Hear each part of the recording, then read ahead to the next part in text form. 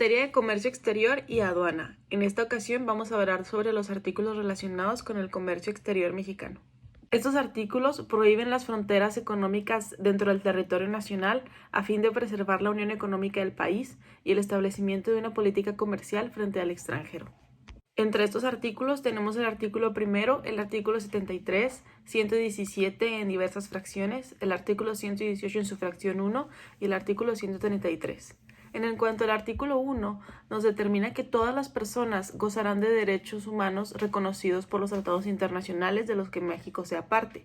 También protegerán todos los derechos y garantías individuales y los tratados internacionales deben estar de acuerdo con la Constitución. En el artículo 73 de la fracción 9 establece que el comercio de Estado a Estado se establecerá con restricciones. En cuanto al artículo 117 en sus fracciones 4, 5, 6 y 7, establece que los estados no pueden ni prohibir ni gravar directamente o indirectamente la entrada a su territorio ni a la salida ninguna mercancía nacional ni extranjera, gravar la circulación ni el consumo de efectos nacionales o extranjeros con impuestos o derechos del territorio, expedir ni mantener en vigor leyes o disposiciones fiscales que interpongan diferencias entre los estados o impuestos.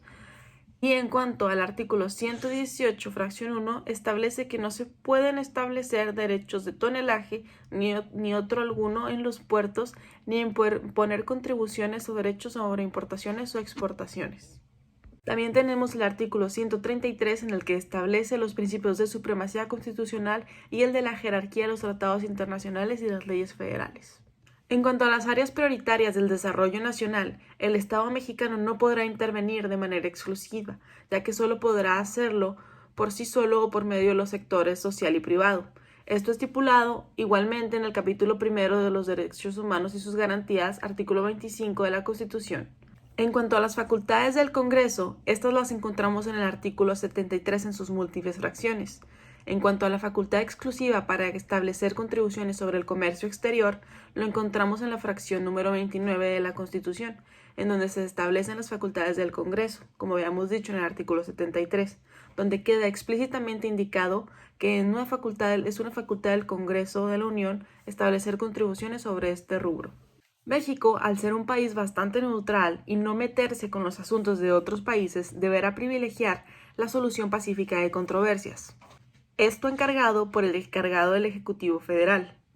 México, al ser considerado, como habíamos dicho, un país neutral a los ojos de la comunidad internacional, deberá apoyarse sobre los principios de las doctrinas como la doctrina Estrada, sobre los principios de la autodeterminación de los pueblos, a la no intervención de otros países y solucionar las controversias de la mejor manera posible. Esto basado en el artículo 89, donde anuncia las facultades y obligaciones del presidente, en su fracción donde indica que en la conducción de tal política, el titular del Poder Ejecutivo observará los siguientes principios normativos: la autodeterminación de los pueblos, la no intervención, la solución pacífica de controversias, la proscripción de la amenaza o el uso de la fuerza en las relaciones internacionales y la igualdad jurídica de los estados.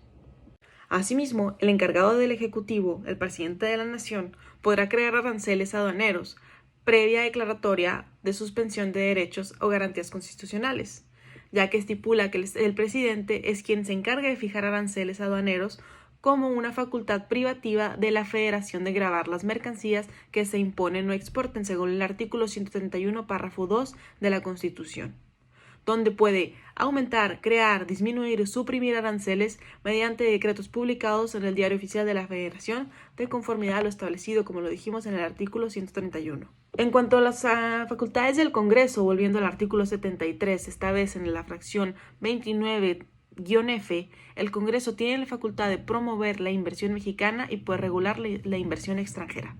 En cuanto a la ley suprema, serán la Constitución, las leyes del Congreso de la Unión que emanen de ella y todos los tratados que estén de acuerdo con la misma, según el artículo 133 de la Constitución.